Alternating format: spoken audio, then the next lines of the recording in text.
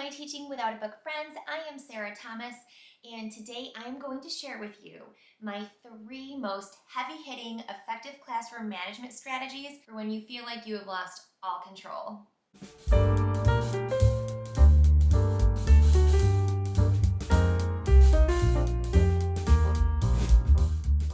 You have worked hard to foster a respectful, loving, student-centered, responsive classroom culture. Classroom norms have been collectively created, and you've taught, modeled, and provided practice for any routines, procedures, and expectations. Everything's going smoothly, except for maybe a couple of situations here or there. But you're consistent with your expectations, and you continue to model and provide time for the students to practice. For the most part, it's pretty smooth sailing. Then it happens. Maybe it's Halloween, or the week before a holiday break, or that painfully long stretch in the springtime when kids are just at each other's throats and done with this. Or maybe you're in the final weeks of school and the kids have checked out and decided that it just does not matter anymore. So how do you handle these extremely trying classroom management situations when you've done all the things you need to do and the kids know exactly what's expected, but they are just choosing to not do their jobs? They are choosing to not make the right choices, especially when it's most of your class and not just the few. Well, you, my friend, are not alone. We have all been there. And today I'm going to share with you my top 3 strategies that I go to when my students needed to be rebooted and reset. These strategies worked for me every time and really did the job in reminding my students that in my classroom, there is 100% a no-nonsense policy. Now, before we get started, I just want to say that I am a person who believes that creating and fostering a classroom environment that is safe, structured, orderly, and well-managed is the most important job of a teacher. So I put that priority above anything. Plus, classroom management is teaching. We fix the undesirable behaviors by teaching the desired replacement behavior. So classroom management is a piece of teaching that is just as important as teaching anything academic. And so I will not even think twice about throwing an entire afternoon of academics right out the window if I need to. So if you're looking to create a structured, safe, well-managed, no-nonsense classroom of your own, you really need to start by adopting that mindset too.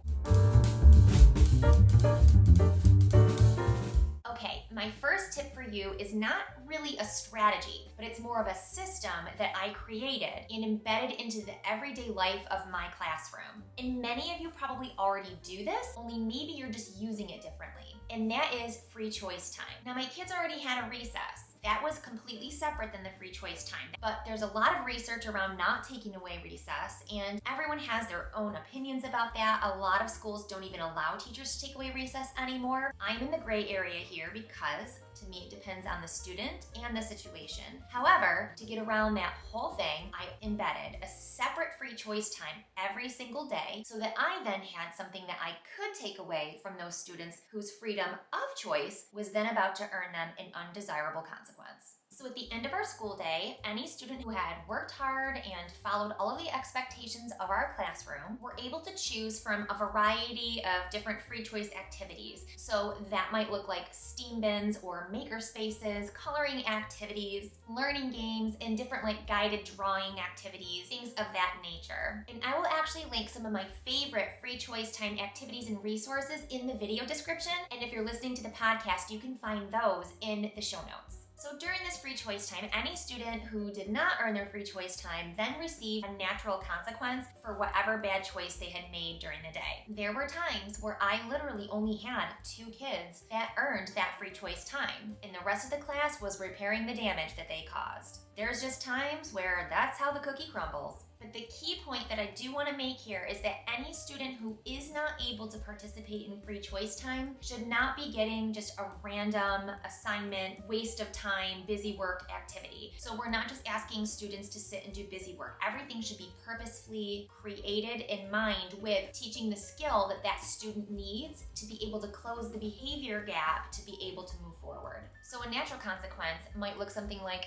finishing work that was not completed during the day, because rather than doing the work in the time you gave them to do the work, they decided they would just take their free choice then. So now they get to do their work while the rest of their peers take their free choice. Or maybe this is more of a social and emotional issue, and students now need to repair harm or damages in relationships that they may have caused. So writing an apology letter or just verbally apologizing. Maybe you're going to have a conversation with this student or group of students about our classroom norms, expectations and behavior, why they are important to have in a classroom, and then you can hold them accountable by asking them to provide examples of both inappropriate and appropriate responses to different scenarios. You might need to do a little mini lesson or reteach of any skill that they may seem to have forgotten, practicing procedures, routines, all of those things. So here are just a couple of tips that will help you with this approach, and these are all things that I learned along the way. For the most part, the kids who are taking their free choice time, you don't really need to worry about them. They're doing their thing. They're just having their free choice. It's the ones who obviously are not getting the free choice time and have to serve their natural consequence that you need to worry about. And sometimes there's a lot of them, and they might all need different things, but there's only one of you.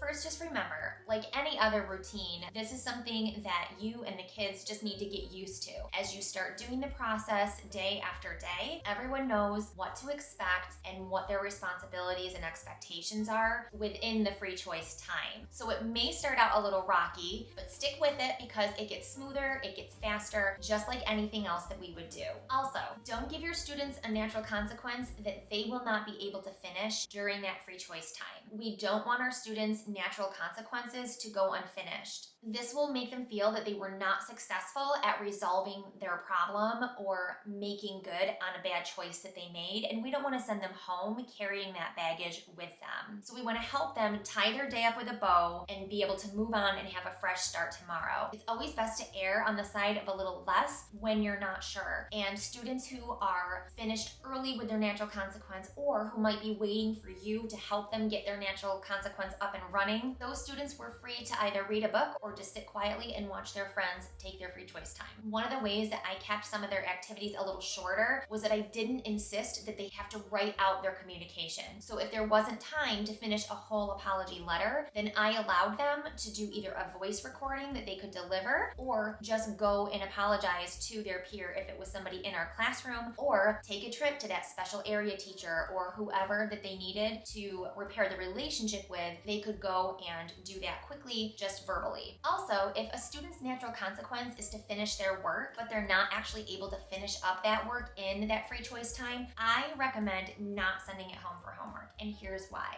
First and foremost, you do not have control over what happens when a student goes home. So they might bring this homework home, and you don't have any way to really hold them accountable for not bringing in homework. And we should not be punishing students for not bringing in homework at the elementary level. It's developmentally inappropriate, and they depend a lot on their parents at this age to help them get their homework done and exercise their executive functioning skills so that they can get the work finished up and back to school. There are many students who do not have parents that can do that for them, and then that becomes an issue of equity. Assigning a student a consequence at school for something that they did not do at home does not connect. So a natural consequence to not doing homework, right, is just that you're not learning the material and you're not getting the practice like everybody else who chooses to do the homework. And so that becomes more about intrinsic motivation. Whatever they could get done, they got done, and then I wiped their slate clean, and so they had a fresh start to the next day. You really don't want to continue carrying the work over from day to day to day. And those students who struggle with processing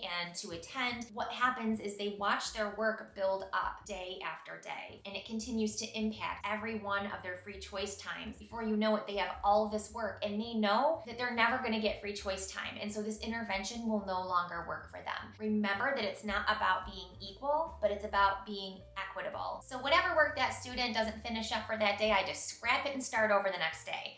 But I will say that when it does become a chronic thing, where you have a student or a couple of students who every day are not getting their work done, this is a whole separate issue about worker behavior or about work level appropriateness. Okay, so So this next one can be very effective, and it's kind of a shout out to all my special area teacher friends. The thing that's hard about being a special area teacher is that you only get the kids for like 40 minutes, maybe once or twice a week. That is not a lot of time, and you don't have them later in the day, so it's much harder to hold them accountable for their behaviors. But here's what I did. We would walk the halls in silence. When a good part of the class has lost their minds and it feels chaotic and you've done all the things and they are not rebooting and it just feels crazy and out of control, it is 100% okay for you to say, everyone line up, you are not welcome in my classroom right now. These are the expectations, you know the expectations, and until you can follow those expectations, you will not be allowed in here. It is a privilege to be in my classroom. And I would line them up outside of the door and we would walk the hallways in silence. And you need to explicitly deliver that message so that they understand that their behavior is not being accepted, and connect that with the fact that you will not tolerate it and they are no longer welcome in that room until they can follow your expectations and the norms of your classroom. So make sure you tell them exactly why you're lining them up and what they're going to be doing. I always would let them know we're going to walk. There was like a hallways made like a loop, right? So tell them how many loops are they going to be expected to do in silence. That way they understand exactly what they did that was not okay, why they are being asked to do what they're doing, and what the expectation and the goal of the consequence is before they even get started. Now remember, if anyone talks or even whispers, you stop them and you turn them back and they have to start all over again. My friend, this is not the time to pretend you don't hear. This is not the time to ignore. This is the time where you want to listen as carefully as you can and nail everything. You are sending a message. You are teaching a lesson about you as a teacher and about the importance of safety in a structured environment in your classroom, and that you will not accept any less than that. So a couple of tips for this intervention. Make sure you ask them to walk the hallways in like chunks. Don't just send them to start walking, right? Line them up outside of your door and tell the leader to walk to a certain marker. So it might be a door or a poster on the wall. I would always walk towards the back, and then you can see the entire line and what's happening in the line. If the students make it to the marker that you asked the leader to go to, then you can thank them, tell them they did a great job, and then you can invite them to go to the next marking point of where you would like them to stop next. If there's a whisper, if there's anyone talking, you just stop it there, tell them you hear talking, and so now unfortunately we need to turn around and do that piece again, and then they turn around. Depending on where we are, I usually don't make them go all the way back to the beginning. So if we're almost around the loop and someone talks, I just stop them where they are and we go back to the last marker. I don't make them go all the way back to the classroom. Different situations, different classes, it's up to you, but you have to be consistent and you have to mean what you say, and you really have to make them do it if that's the expectation you're putting down. So once they've done the hallway walking in silence and they've done the distance that you told them up front that they needed to do to be successful, you can keep them lined up outside of your classroom, and then you will give them very clear, explicit directions that they are to enter in silence, and they will sit there with eyes on you and they will wait for your next direction. When you invite them to enter, if they do not enter in silence, with eyes on you, waiting for your next direction, then you can line them right back up outside that door because they are still not ready to come in your classroom. So be sure that you are following through with everything so that when they do come back in the classroom, it is completely reset and they are listening and they are ready. And this does work for a general education classroom as well. Anytime your students get squirrely and loud, when an environment becomes unsafe and chaotic, it is your job as the teacher to make sure that it does not get that way. So I have absolutely had classes walk halls when I was a general education teacher as well. So this works very well regardless of what you teach. Okay, so your kids have rebooted, they're sitting, they're listening. Now you want to do just a quick little debrief about what just happened, why it's not okay, and what we need to do next to fix that problem. So you can prompt them with questions such as like, how did this feel for you? Who would like to share what their experience was with this exercise today? You want to, again, be reteaching what the actual expectation is, because the hallway walking isn't teaching them the skill or the replacement behavior. What that does is show them that they can't be in the classroom until they're able to control themselves, and the silence helps them to think and to calm down and to regain their self-control so that they can re-enter your classroom in a way that is safe and manageable. Now, I will warn you to be prepared for those wise guys who think it's funny that they make their class turn around a bunch of times. But here's what I will say to that. It doesn't take long until they really piss off their peers. And nobody likes it when everyone in the class is yelling at you and giving you the eye because you're not funny anymore. If that student isn't swayed by the peer pressure of their angry classmates, that's also good information for you too, because obviously this intervention is not working for that student. Then again, just like any other intervention, we need to take a step back and to really take a look at what the root cause of the behavior is so that we can match up a better strategy or intervention to handle that. The last thing that I will say about the silent hallway walking that's not so amazing is that everybody has to participate and do it. Unless you're a classroom teacher and you have an assistant or an aide in your classroom where the students who are doing their job are allowed to stay behind while you line up everybody else to walk hallways, most of us don't have that luxury of an extra adult in the room, so everyone has to line up and do it, even those kids who are doing their job. But you and I both know as adults that we often have to pay the price for people who aren't doing their job, and that's also a real life lesson. So what I do is after the walking is done and everything is over with, I will pull those few kids who were doing a great job and unfortunately had to get grouped in with everybody else and serve the hallway walking. And I will let them know that I'm proud of them, that I noticed them, and that I am sorry that I had to waste their time. As a classroom teacher, I would make that time up to them by taking the amount of hallway time and adding that to their free choice time. And so those students got to start their free choice time earlier to be able to give them their time back that had been wasted. Sometimes I would also invite those students to have lunch with me in my classroom. We could just talk, hang out. It's a great relationship builder, but just a way for them to know, I'm sorry you had to do that, but I need you to understand that I'm gonna make sure that you are being recognized for doing a good job as well. If you are a special area teacher, I used to offer those students a chance to be my special helper during planning time. And of course, you have to get permission from their classroom teacher, and most classroom teachers are gonna support you with this. Okay, now my third and final strategy hits hard. It's unexpected and it's effective, and I do not use it very often. For this strategy, you need a buddy, and you will want a buddy at the grade level below you. So one year I had a class where for almost an entire week, about 7 of the kids just would not stop fighting. They were on each other about everything and bickering and complaining and tattling, and it was a nightmare. It was driving me crazy and the rest of the class crazy. We tried all the things. We tried the restorative circles. We tried talking about classroom values and kindness and relationships, and it might have worked for an hour or two or maybe the rest of the day, but then the next day it just continued to happen again, and so it wasn't enough. So what I did was asked a teacher, a friend of mine who taught the grade level below me, and at that time that was 2nd grade because I was in 3rd grade, and she agreed to take those 7 kids for me for an hour. You get to determine the amount of time. During my planning, I prepared an activity for those 7 kids, and it pertained to kindness and how to respect people and what good behavior looks like in school, in a classroom. So after my planning, I picked up my class and brought them back to the classroom. And I asked each of the 7 kids to come up, and I handed them the assignment that I had just created for them. And I just very directly said, despite all the support that we've tried to give you, you're continuing to show behaviors that are not 3rd grade behaviors. And so you need to go back to 2nd grade because you're not ready to be a 3rd grader. And the assignment that I gave you will teach you how to be a 3rd grader who can be kind, who knows the difference between trying to get somebody in trouble and keep somebody from getting in trouble, and who is respectful and can get their work done without bothering people around them. And then I said, because of course we are very supportive and care about them, that we don't want to do any new learning without them because then they would be behind. So while they're back in 2nd grade, relearning how to be a 3rd grader, we're gonna just watch a movie and have some popcorn while we wait for you. And we did.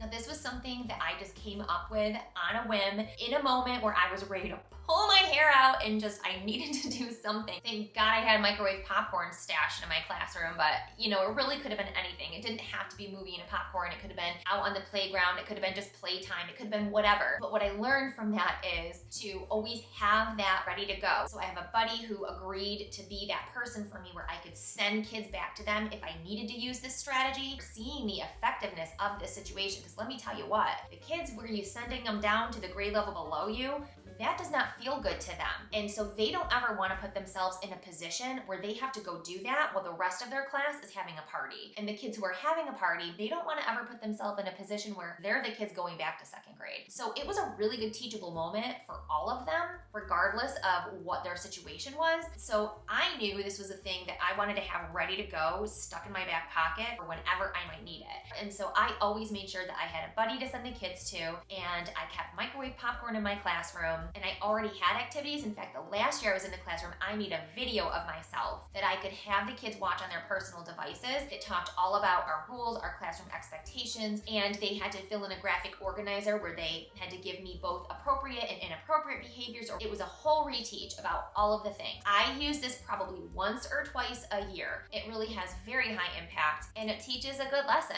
about putting yourself in a position for success. Now, I know that some of these things, what you're hearing is me saying that I just took an hour out of my class to do that, or a half an hour to walk the hallways. And like I said right from the beginning of this video, I will 100% throw it all out to deal with a management situation, because when you put that time in, you get that back plus more later. So I'm not really wasting academic time, because if you allow this behavior to continue, it's only going to get worse. And we all know that teaching and learning cannot happen in an environment where the kiddos are not doing their job. And so it is absolutely worth every moment that you spend teaching appropriate behaviors. So these 3 strategies are all negative consequence sort of scenarios, and that's okay, because sometimes life has negative consequences attached to the choice. I'm all about positive reinforcement, but that's not how it always works in real life. So we want to make sure that we're balancing both negative and positive consequences or reinforcements, because that's what real life is. Someday when our students go out and get jobs, their bosses aren't going to give them stickers for doing a good job. They will fire them if they do not. But I will end with 2 positive incentive sort of strategies. These 2 positive incentive strategies are a little bit more focused on individual students. The first one is very similar to the last one that I just shared with you, where you're going to send kids to a different grade level. Only this time, you're going to have a buddy at the grade level above you, so that kids who are showing awesome worker habits, you can invite them to go do their work in the grade level above you. So today, that student or group of students has the choice to take their work and go work in Mrs. Johnson's 4th grade classroom, because they're working hard like a 4th grader does. And you can say that in front of the whole class. And remember, this is a reward that's not based on the academics themselves, but the worker behavior. And so this is so powerful for our struggling learners who work really hard to do a good job, but often feel that they're behind their peers. They get to go to 4th grade today because they're amazing, because they're working hard. And that is such a great way to really boost their confidence. And it also shows the rest of the class, geez, like if I can act like a 4th grader, I'll get to go too. And that's going to help motivate them to show that they can also be 4th grade workers. This is why it's kind of nice when you buddy up with someone who's at a grade level below you and above you, because your buddy at the grade level below you, you get to send them your kids when they need a reteach, and then they can send you their kids who are doing a good job. And the friend who is in the grade level above you, if you're their buddy, they send you the kids who need a reteach, and you get to send them your kids who are doing a good job. So it's like it takes a village. Don't forget that. Now, I did save my favorite one for last, and that is where you reward the whole class in the honor of one student. And this is to build up one student who might be working on a specific thing. So maybe it's working on not calling out, or keeping hands to self, or working independently without bothering friends. And when that kid has a great day, you can pull them aside and say, Lily, I have noticed that this morning you have gotten all of your work done and you have not bothered any friends. Now